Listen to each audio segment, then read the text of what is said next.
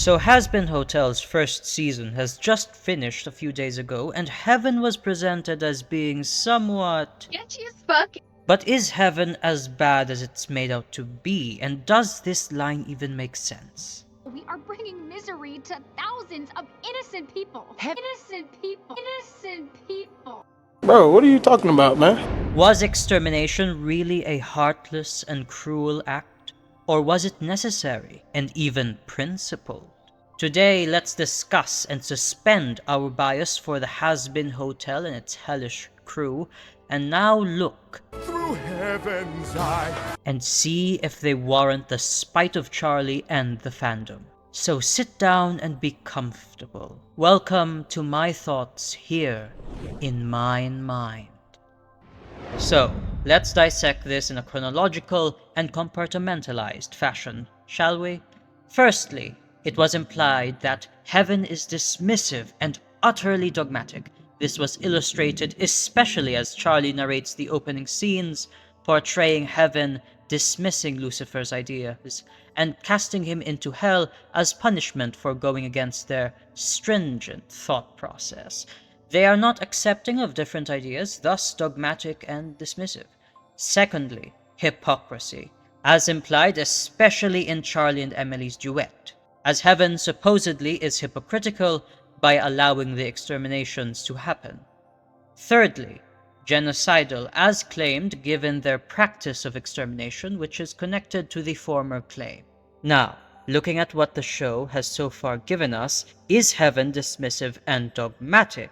While it is very much implied, if we however look closely, this actually may not seem to be the case. Dissecting why Lucifer was banished and why his ideas were rejected in the first place, especially the idea that he did turn into action, is key to telling whether heaven and its council is just being dogmatically dismissive.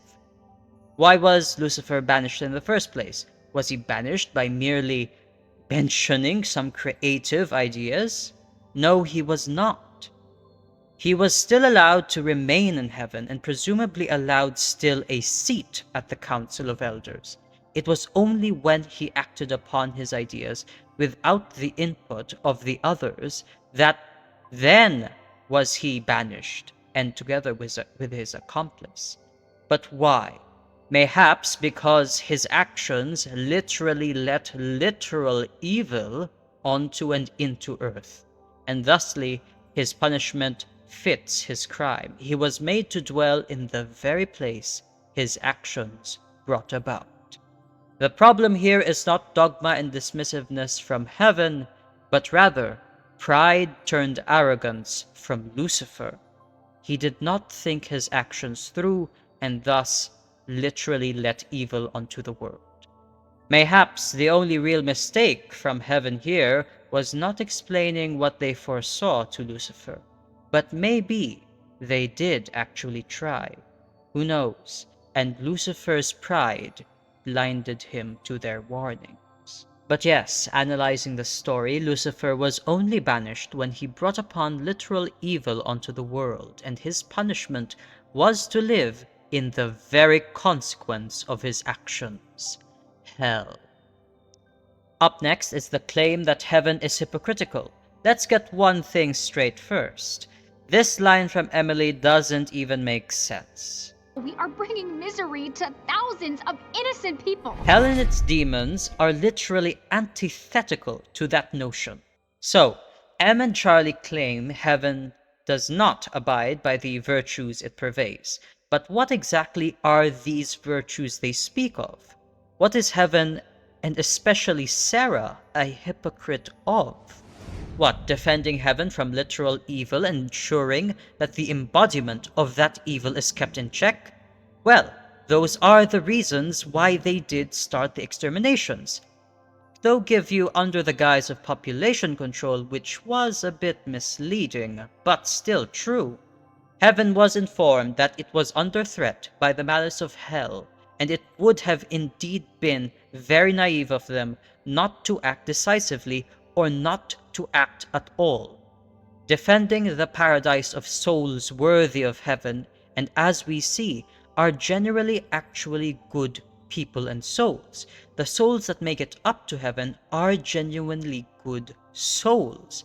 Is defending the safety of these souls not an honorable and worthy endeavor? So far, we see nothing but good souls in heaven. Only real exceptions are Adam and his army. But for millennia, they have kept heaven wholesome and evil at bay. We see around heaven the promotion of politeness and wholesomeness as a philosophy. And when someone, as seen in what Lucifer did, does something that actually and clearly brings about pure evil, only then they are punished and cast out into that very evil. But perhaps you might say empathy is the virtue Charlie and Emily are pointing out here.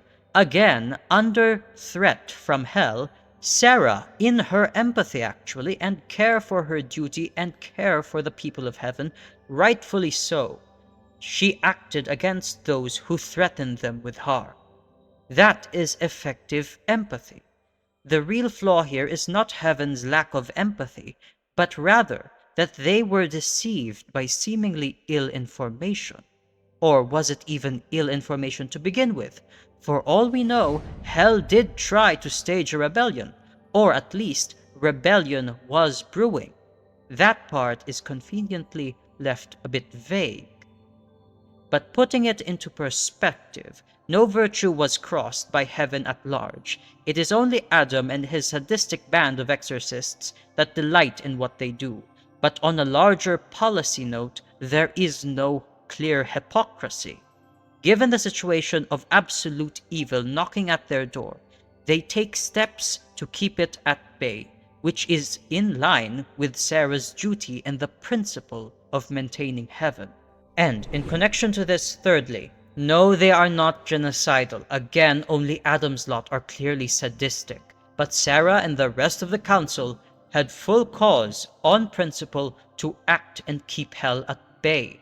Heaven did not even have the idea of exterminating demons when they first emerged. It was only when a tangible and foreseeable threat was brewing that heaven decided to act. And in fact, they even agreed to spare the truly innocent denizens of hell, which were the Hellborn. If they were hell-bent on extermination, due to a sadistic and genocidal way of thinking, they would have thought of extermination without provocation, and would not even agree to spare any demon of any kind. But they actually seem to analyze the situation. The Hellborn, unlike the sinners, are truly innocent. They have not done anything, largely. They were just born there, but do not clearly exude any clear evil nor any clear threat to heaven itself. Why make an enemy of people who do not threaten you? In their wisdom, heaven focused only on the sinners, which, according to their intel, threaten heaven itself.